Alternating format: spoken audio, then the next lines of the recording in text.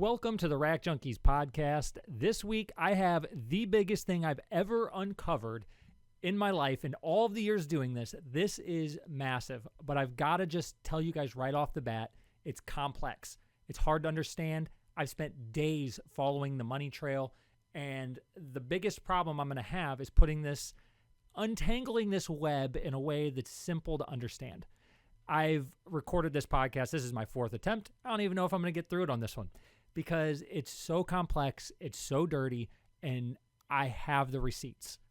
So part of the problem I'm having right now is I can show you the 990 tax forms. I can show you where the money's going, where it's coming from, where it should be going. I can show you the names. I can show you the salaries. I have it all right here. I have it. It's all written down. I've been researching it. But the web is so big.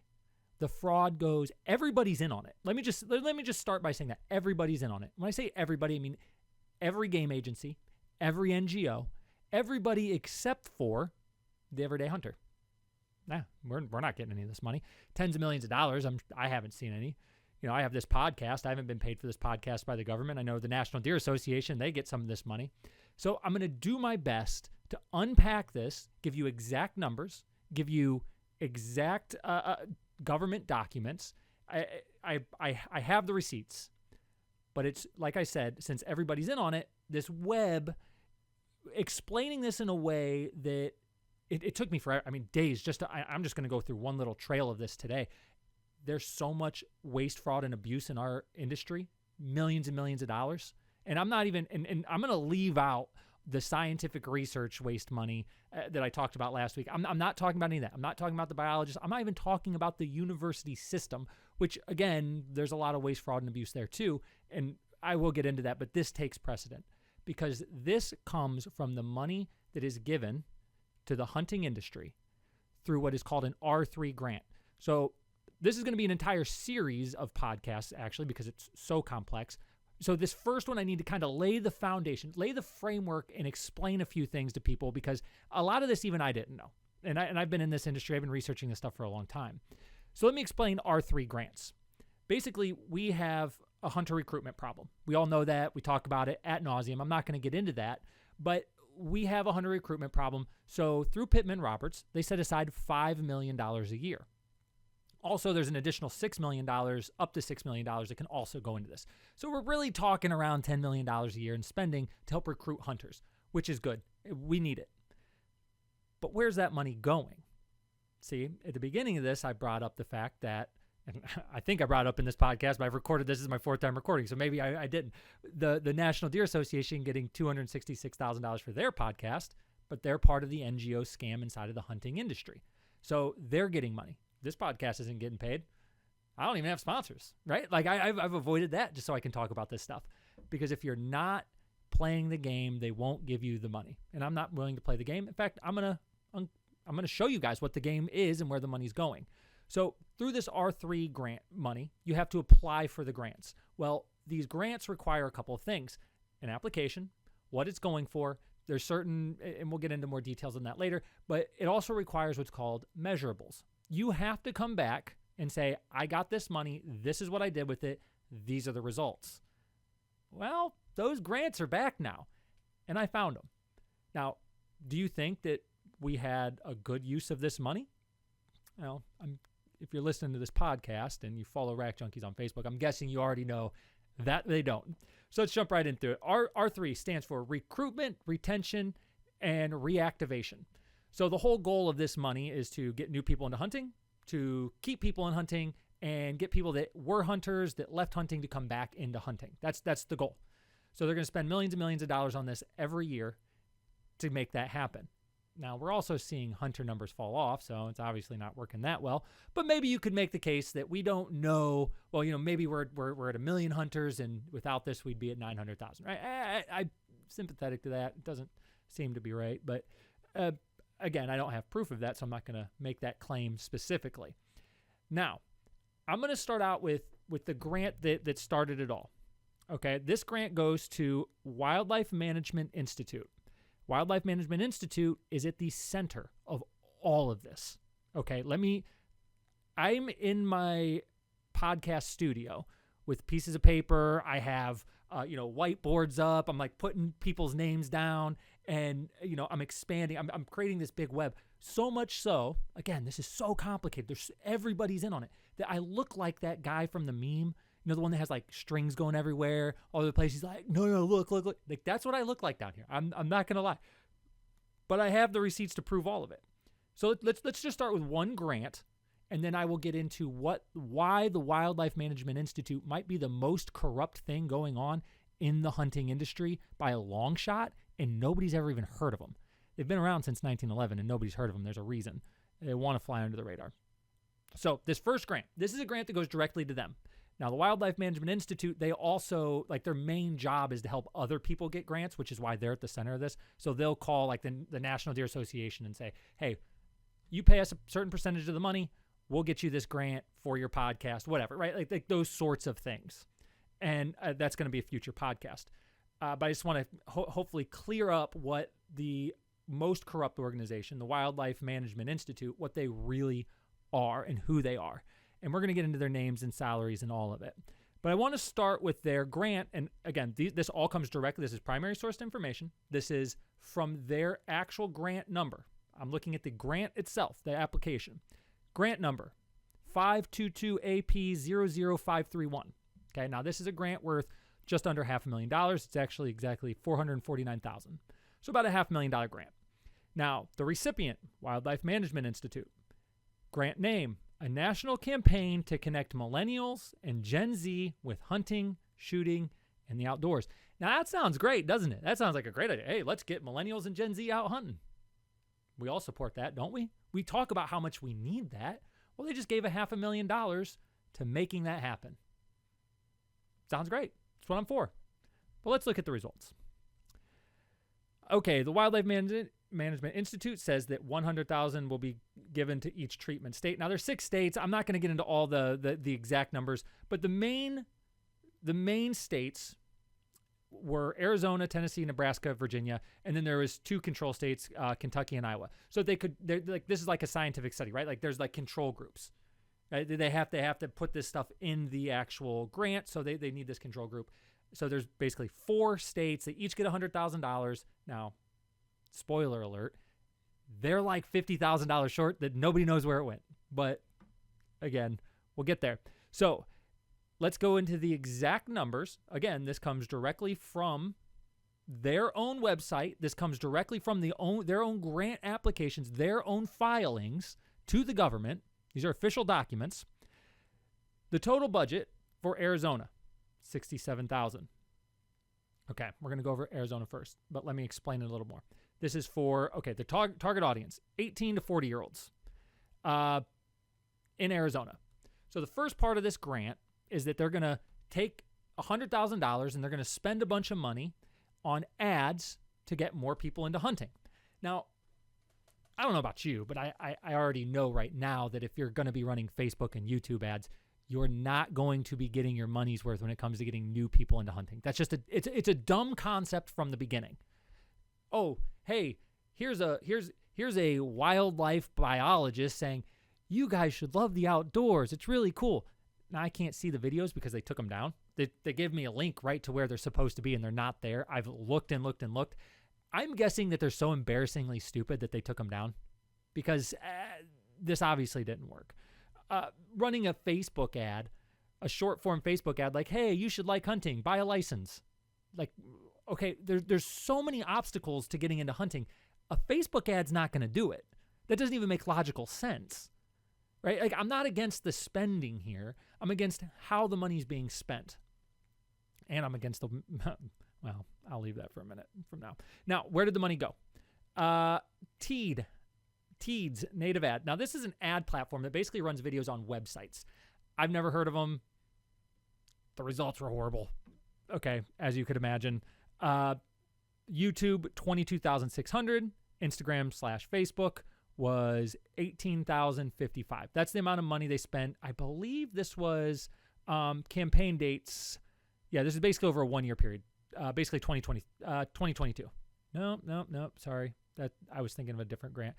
This is over a 1-month period, and end of 2022 through the beginning of 2023. I actually looked at that wrong earlier. So basically 1 month, they're going to spend $60,000, $67,000, sorry. And how many people do you think they got hunting? How many impressions? They got 18,800 website visitors. Now, as you can imagine, most of the time you click on a website, it's on accident. And that's clear here because the total amount of people for now remember, $67,000. How many people you think they got to their purchasing a website page?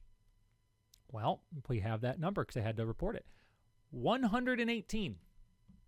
You know what, let me do some quick math. I should have done this before the podcast, but let's say 67,000 divided by 118.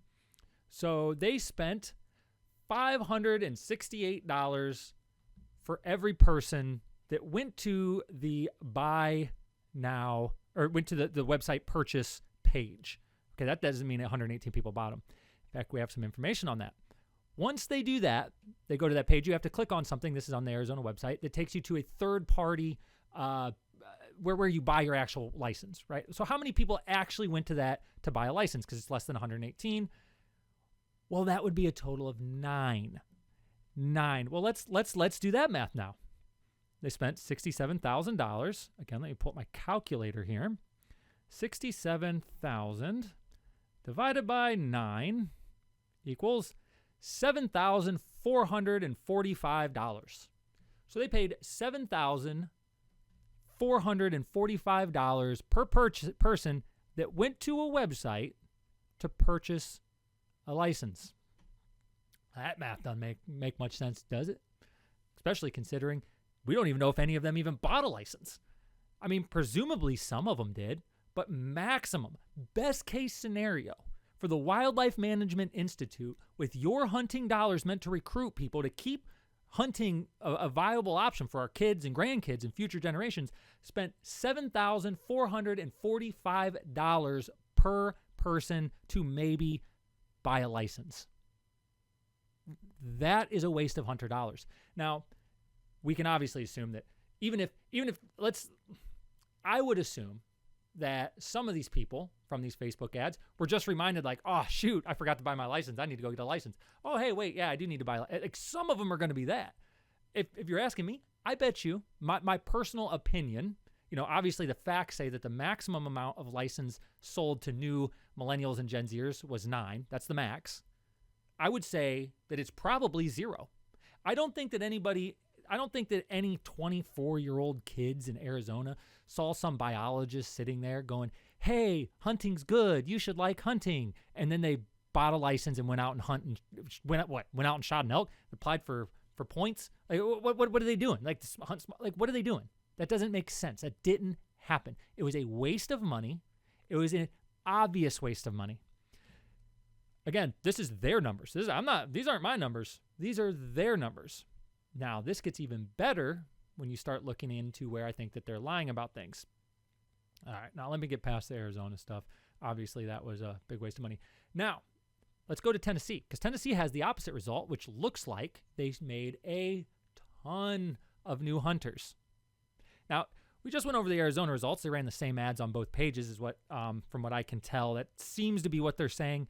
Again, a little vague on some of the wording here when I actually read the grants themselves. But it seems like it was the exact same. If it wasn't the exact same ad, which some of them look like they were because they have the same names, they were the same style ad. Okay? They're on the same platforms, using the same. The only difference is how they track it. Right? They have actual tracking from actual website clicks. And then we have the Meta Pixel. Okay? Now, I run a Meta Pixel for DeLong Lures. I know how it works. It doesn't. Let me just say that. And it was way worse back a couple years ago. It tracked things horribly. I had one time where it told me I made on, I think it was, I want to say I spent like $500 on an ad total, and I had to turn it off because it was telling me I made like $60,000 on this ad. And I'm like, well, that doesn't make any sense at all. Obviously, it's misfiring. So that is, I'm going to be generous and say that's where they're getting this, that there was some sort of malfunction on this. Otherwise, they're just flat out lying because you'll see that these numbers don't make sense. All right, now, campaign date, again, from their own website, from their own grant filing. This is not my information. This is theirs. This is the Wildlife Management Institute's own numbers, September 25th, 2022 through December 31st, 2022, right? So you got October, November, December, 3 months. So over 3 months, that's where I got confused earlier. Total media budget, $86,500. Campaign impressions over 24 million. That actually seems a little low to me. If I'm running an ad and I spent $86,000 on my ads, I would expect far more than 24 million views. I mean, organic reach, I blow that out of the water, but like for paid reach on Facebook specifically, because that's what I know the most about, just a little inside baseball here on how ads work. If you're spending that amount of money, you should be, I would minimum be expecting, double that easily. I mean, I could do that right now. And, I'm not this big, organization that does this. I mean, this is literally what the Wildlife Management Institute does. They consult on these sorts of things and they're not even good at it. I mean, I could beat them. I'm a redneck kid with an iPhone and a fishing lure company and a podcast, some Facebook pages. I could blow their numbers out of the water right now. In fact, I do on a daily basis. That's what drives me crazy. But anyway, let's just say 24 million was a good number just to be nice right now. Facebook, Instagram spend $40,000. Meta impressions, 11.6 million. $40,000 for 11.6 million. That's so bad. Let me just tell you guys, that's not good. The Wildlife Management Institute gets a ton of this type of money. They get all sorts of consulting money. They pay consultants. Again, they're more of the, I know this grant is directly to them, but they're more of the organizer of all of these grants. They pay outside organizations to consult with people. They help set up the grant applications. Basically, they help people get government money, and then they help they pay the consultants to then work with the NGOs. Again, I know this is a little confusing, so try to hang in there with me. I'm doing my best to explain this because it's such a deep web. Meta link clicks, 9,000. Meta claimed revenue, 101,000. Okay. Now, I see a problem here. You got 9,000 people to your website, and you're telling me that you generated $101,000 in revenue from those people. Well, here's a couple of interesting facts here.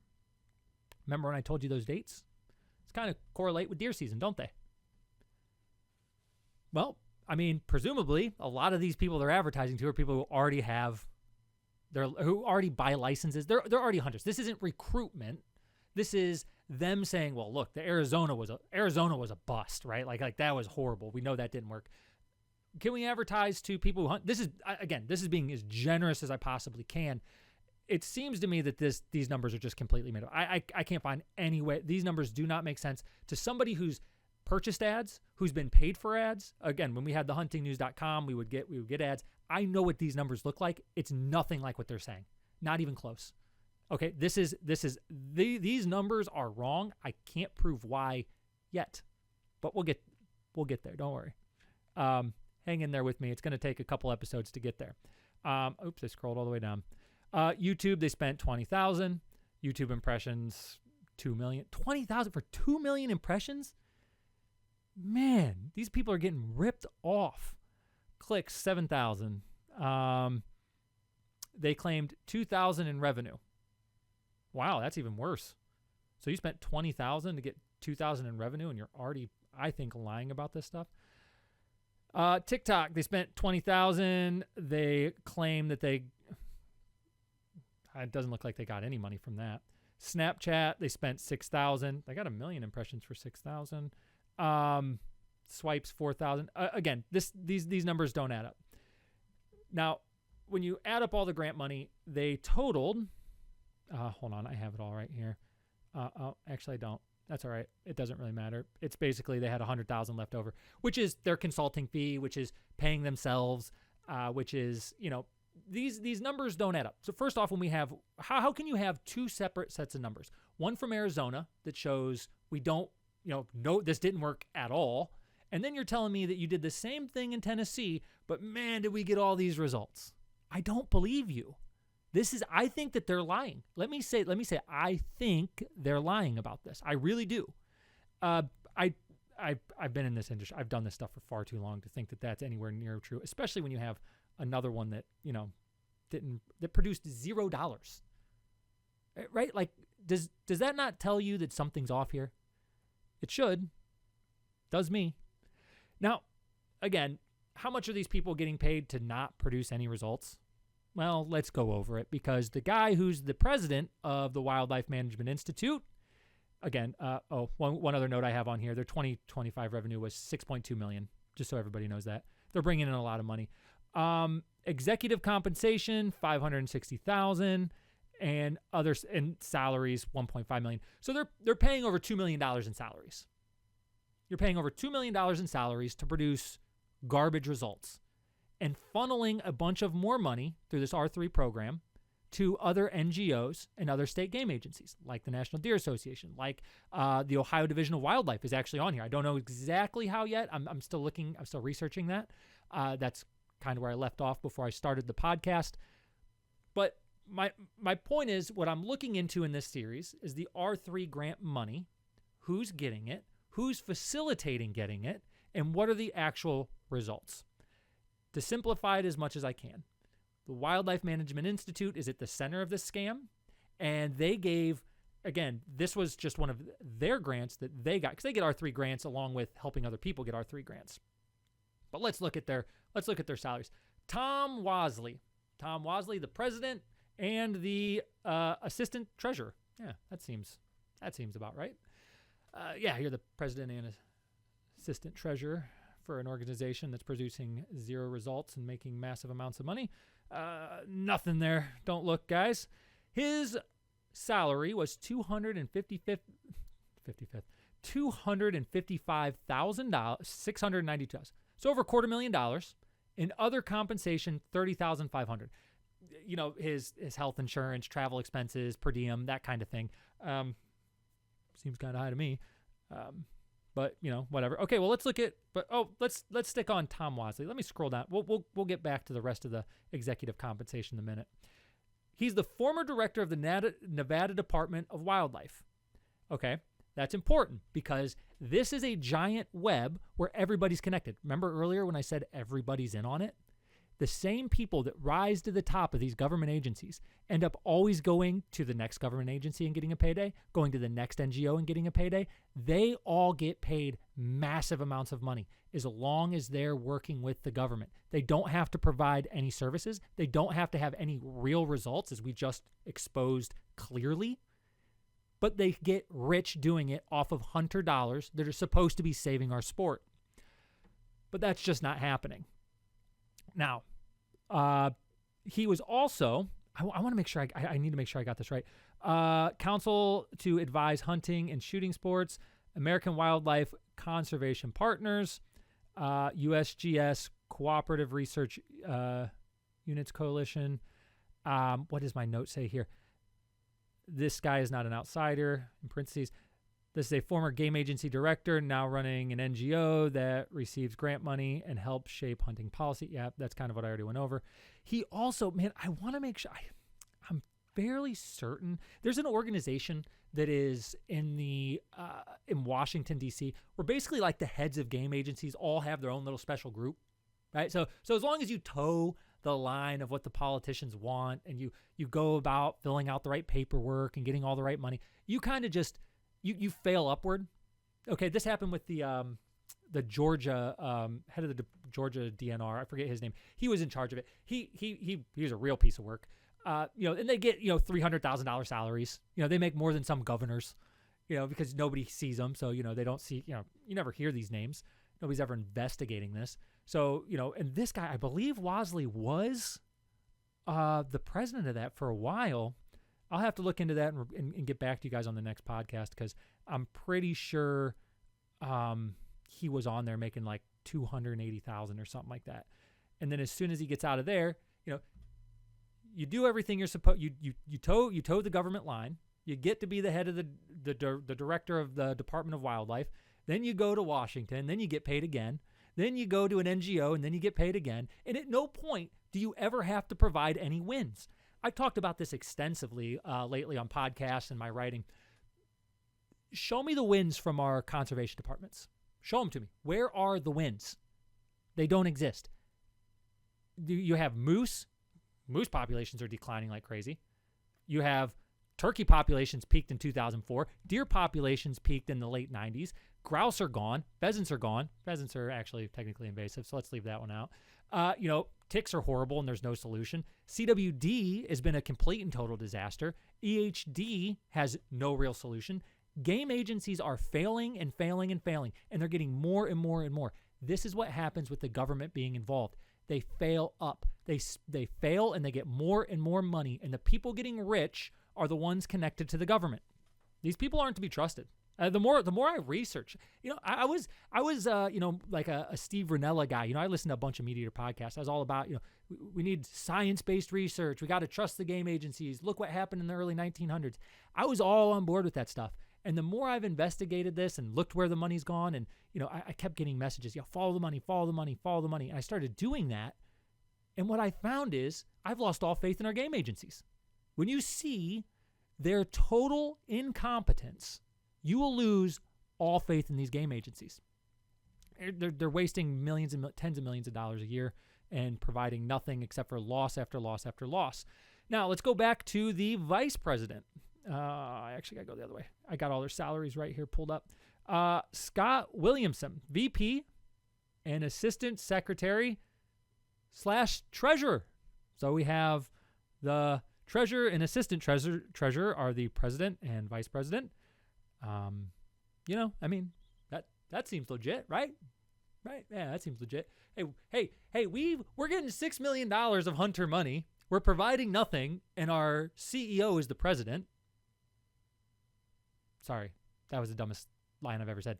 Our CEO, our president, is the assistant treasurer, and our vice president is the treasurer. If you think that doesn't look shady, well, I don't know what to tell you. That's horrible. But let's look into Scott Williamson real quick. Trying to keep each one of these to a half hour because I know they're complicated, and I'm trying to break these things down into real simple things for you guys to understand. And I'm going to do a quick recap at the end. I hope you're tracking. Ask me questions. Get in the comment. I'm going to respond to all these questions because it's imperative that people understand the scam that's going on.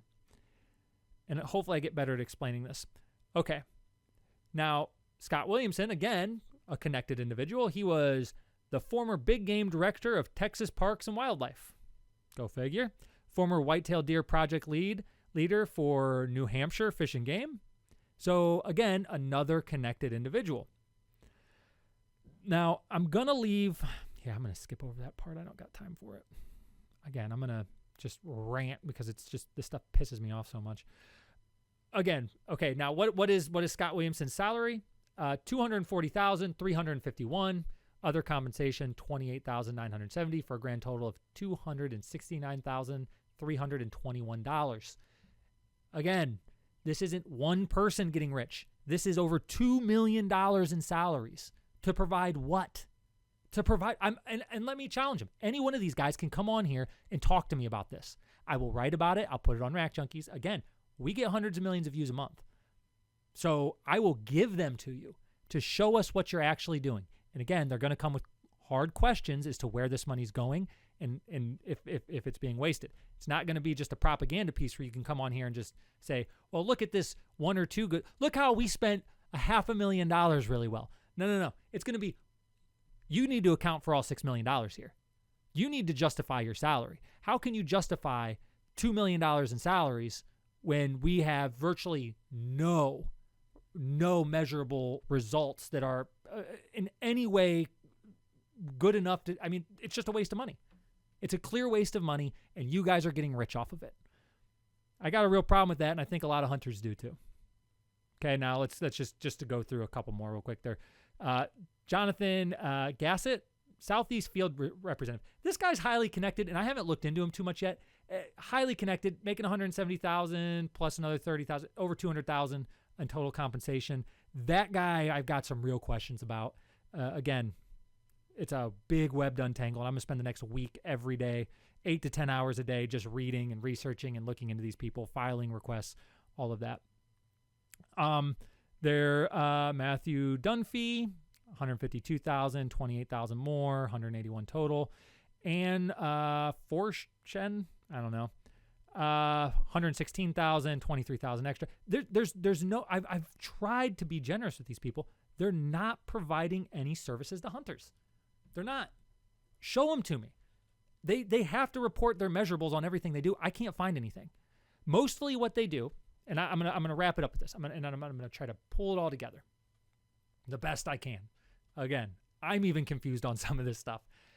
R3 grant money, Wildlife Management Institute, they're getting it. They're orchestrating, helping everybody else fill out the applications to get it. Game agencies, NGOs, they hire out a bunch of different, which this is the part I skipped over. I'm going to do a whole podcast on it, actually. They hire out a bunch of consulting firms, which are connected to people that are getting massive contracts for, I mean, the one that got $577,000 from them, again, let me just pull this one up. DJ Case, I think that's the guy who runs it, not the actual management consultant. Either way, it doesn't really matter right now.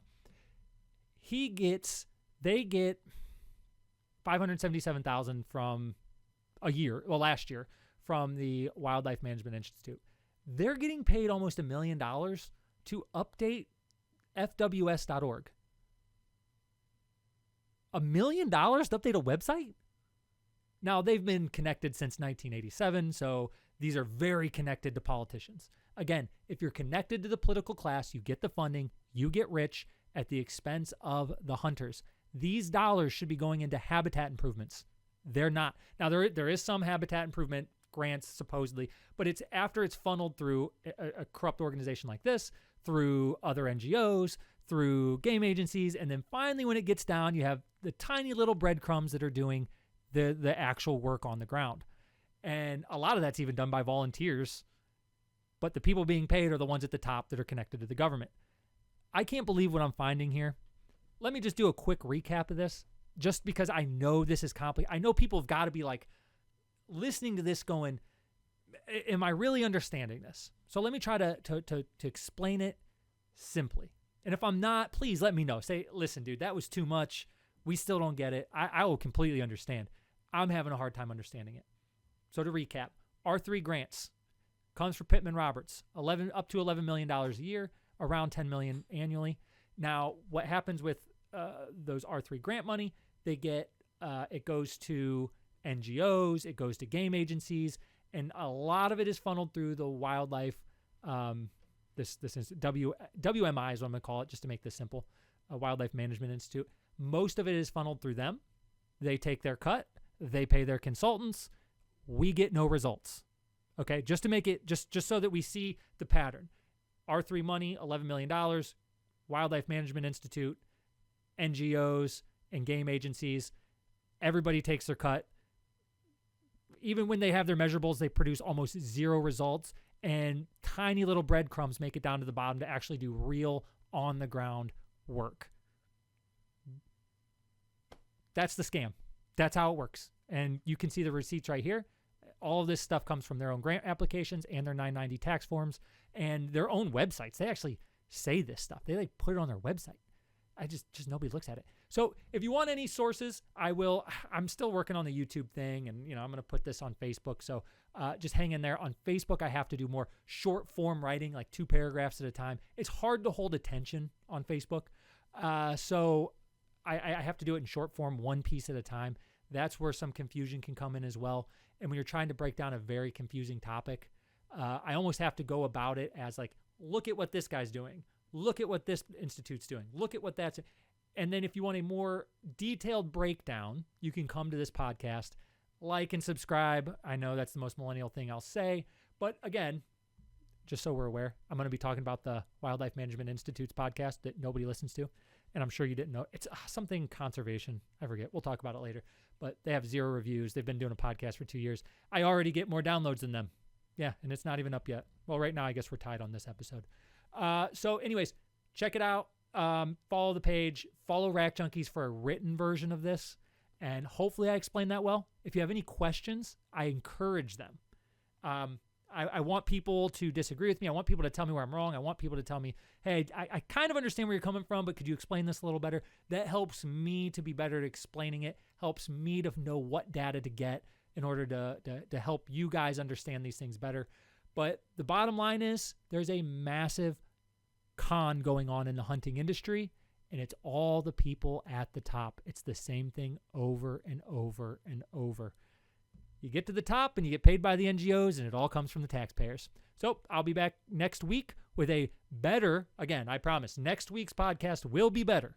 It will be more clear. It will be more concise, better numbers, and hopefully even some I'm working on maybe some graphics that'll kind of show what's really going on here. It's just a lot of work. I'm falling behind. I'm not even posting as much on Rack Junkies, which costs me money, but I think this is important. So follow me next week. And until then, let me know what you think. See you guys next week. Thanks.